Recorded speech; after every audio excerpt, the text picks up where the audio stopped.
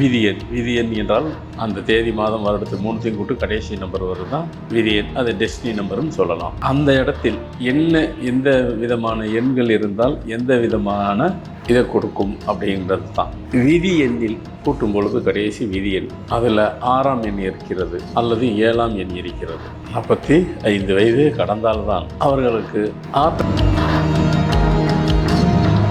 அது 3 முறை வரதுக்கு வாய்ப்பு உள்ளன. அதுவே 7ஆம் எண்ணாக இருந்தால் ஒரே முறை வரும்.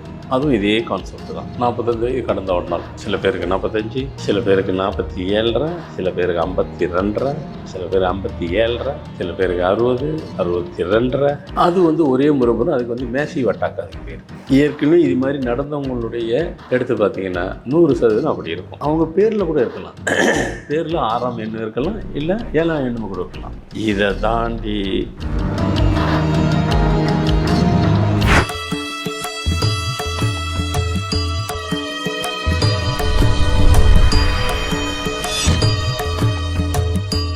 வணக்கம். ஃபார்மேட் நியூமராலஜி, உங்கள் மகாதன் சேகராஜா உங்களிடம் பேச வந்துள்ளேன். ஃபார்மேட் நியூமராலஜி பற்றி புது தகவலை கொடுக்க வருகிறதுக்காகத்தான். இன்றைய தினம் நாம் கொடுக்க போகிறது தகவல். அதையே நம்ம அலர்ட்டாகவும் இருந்துக்கணும். ஏன்னா வாழ்க்கைங்கிறது எப்பவுமே நம்ம எல்லா நேரத்துலையும் எல்லா காலகட்டத்துலேயும் கேஷுவலாக எடுத்துக்க முடியாது அல்லவா. சட்டன் ஏஜ் தாண்டினதுக்கப்புறம் கொஞ்சம் கேர்ஃபுல்லாக இருக்கணும். ஆனால் இந்த காலகட்டத்துக்கு எல்லா ஏஜுக்கும் கேர்ஃபுல்லாக இருக்க வேண்டியது இருக்குது. ஏன்னா எந்த ஏஜில் எது வேணாலும் நடக்கலாம் அப்படிங்கிற ஒரு காலகட்டமாக போயிடுச்சு. நம்மளுடைய ஃபார்மேட் நியூமராலஜியில் நாம் ரிசர்ச் பண்ணி அந்த ஆராய்ச்சியில் கிடைச்ச தகவல் பார்த்திங்கனாக்கா, விதி எண் என்றால் உங்களுக்கு தெரியும். அந்த தேதி மாதம் வருடத்து மூணுத்தையும் கூட்டு கடைசி நம்பர் வருது தான் விதி எண். அது டெஸ்டினி நம்பர்னு சொல்லலாம், ஃபேட்டு நம்பர் இல்லையா. ரைட். அந்த இடத்தில்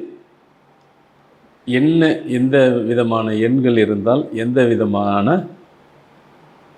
இதை கொடுக்கும் அப்படிங்கிறது தான். இப்போ நம்ம சொல்ல போகிறது நீங்கள் தெரிஞ்சு கொண்டு உங்களுடைய உங்கள் நண்பர், உங்கள் ரிலேஷன், இல்லை இப்போ ரொம்ப பிரபலமானது இப்போ தான் உங்களுக்கு யூடியூப்பு, ஃபேஸ்புக் எல்லாத்துலேயும் வருது இல்லையா. விதி எண்ணில் கூட்டும் பொழுது கடைசி விதி எண், அதில் 6ஆம் எண் இருக்கிறது அல்லது 7ஆம் எண் இருக்கிறது அப்படி என்று வைத்துக்கொள்வோம். இந்த 6ஆம் எண் விதி எண்ணில் இருந்தால் எந்த காலகட்டத்திலையும், எந்த காலகட்டம் அப்படின்னு சொல்லிட முடியாது. 45 வயது கடந்தால் தான் 45 வயது கடந்தால்தான் அவர்களுக்கு ஹார்ட் அட்டாக் வர்றதுக்கு வாய்ப்பு உள்ளன. இல்லை அப்படி என்று சொல்லிவிட முடியாது. ஆனால் அது 3 முறை வர்றதுக்கு வாய்ப்பு உள்ளன. அதனுடைய பீரியடு டியூரேஷன் எப்போனாலும் இருக்கலாம். ஒரு முறைக்கு இன்னொரு முறை 10 நாளும் இருக்கலாம், 10 மாதம் இருக்கலாம், 10 வருடங்கள் கூட இருக்கலாம். அந்த இடப்பட்ட காலம் அதுக்கு ஒரு அனலைசேஷன் இருக்குது. அது வேண்டாம் இப்பொழுது. அதுவே 7ஆம் எண்ணாக இருந்தால் ஒரே முறை வரும். அதுவும் இதே கான்செப்ட் தான். 45 வயது கடந்த ஒரு நாள், சில பேருக்கு 45, சில பேருக்கு 47.5, சில பேருக்கு 52, சில பேர் 57, சில பேருக்கு 60, 62, 67. அதெல்லாம் இருக்குது, கணக்கு இருக்குது. அது ஒரே முறை வரும். அதுக்கு மேசிவ் அட்டாக் அதுக்கு பேர். ஏற்கனவே இது மாதிரி நடந்தவங்களுடைய எடுத்து பார்த்திங்கன்னா 100% அப்படி இருக்கும். ஒருவேளை அப்படி இல்லைன்னா அவங்க பேரில் கூட இருக்கலாம்.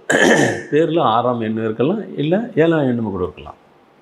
இதை தாண்டி ஒரு காலம் வேறு எண்ணில் அவங்களுக்கு நடந்தது ஆசிய சயின்டிஃபிக் பிரகாரம், நம்மளுடைய ஆராய்ச்சி ஃபார்மேட் நியூமராலஜி பிரகாரம் அப்படி இருக்கிறதுக்கு வாய்ப்பு இல்லை. நீங்கள் வேர்ல்டு ஃபுல்லாக பாருங்கள். வெறும் மெட்ராஸு, தமிழ்நாடு, இந்தியா அப்படிலாம் ஒன்றும் தேவையில்லை. நீங்கள் உலகம் முழுவதும் நடந்தவங்கள, இந்த மாதிரி இதில் சஃபர் ஆனவங்கள அவங்க டேட் எடுத்து பாருங்கள், கண்டிப்பாக இருக்கும். சரிங்க ஐயா இப்படி சொல்லிட்டீங்களா. இப்போ எங்களுக்கெல்லாம் இருக்குது, சில பேர் போட்டு பார்த்தீங்கன்னா இருக்கும். அப்படி இருக்குது அப்படின்னா நீங்கள் பேரை மாற்றி தினமும் எழுதணும், அப் டு லைஃப் வரைக்கும் எழுதணும். ஏன்னா அந்த எண்ணு தான் உங்களுக்கு அப் டு லைஃப் வரைக்கும் வேலை செய்யும். விதியனில் இருக்கிற நம்பரு 45 வயதுக்கு அப்புறம் அது ஃபுல் ஸ்பீடாக வேணும். மீட்ரு தான் மீட்ரு ஹெவியாக சுற்றும். அதனால் அப்போ வந்துட்டு இதுக்கு தான் நான் ஏற்கனவே சொன்ன பாருங்கள், ஹார்ஸ் பவர்ன்றது. இந்த மாதிரி இடத்துக்கு தான் ஹார்ஸ் பவர்லாம் ஹெவியாக நம்ம யூஸ் பண்ணணும். அந்த மாதிரி நம்பர் உள்ளவங்களுக்கு ஹார்ஸ் பவரை ஹெவியாக கொடுப்பேன் பேர் மூலயமாக. அப்போ தான் அது காம்பன்சேட் ஆகும். அது அப்போ நீங்கள் எழுதிக்கிட்டே வந்தீங்கன்னா அப்போ சில கேட்கலாம் உங்களுக்குள்ளே, சரிங்க ஏன் நீங்கள் சொல்கிறீங்க நாங்கள் எழுதிடுறோம், அதுலேருந்து தப்பிச்சிடலாமா? அஃப்கோர்ஸ், ஏன் முடியாது? நீங்கள் இப்போ முன்கூட்டியே வந்துடணும். வந்துட்டாக்கா தவிர்த்துடலாம். இப்போ என்கிட்ட நிறைய பேர் அதேமாதிரி 6-7 இருக்கிறவங்க இன்றைக்கி வரைக்கும் 70-75 வயசு கடந்தவங்களும் இப்போ என்கிட்ட பேசிகிட்டு இருக்கிறாங்க. அவங்களாம் வந்துட்டு என்கிட்ட 30 வயசில் 35 வயசில் அவங்களுக்கு இருக்கும்போது அந்த வயசில் மாற்றிருக்கிறவங்க, 35-40 வயசில் மாற்றிருக்கிறாங்க, 30 வயசில் மாற்றினவங்களும் இருக்காங்க. ஆனால் இன்றைக்கி வரைக்கும் எழுதுவாங்க, சொல்லிடுவாங்க. அது மட்டும் நான் விடலையா? நல்லா ஒன்றும் இல்லை. நம்ம லைஃபு நாம் நல்லா இருக்கிறதுக்கு நாம் தானே எழுதுகிறோம். அதனால் பிரத்தியாருக்கு எந்த வித இடைஞ்சலும் இல்லை, ஒரு தொந்தரவும் இல்லை.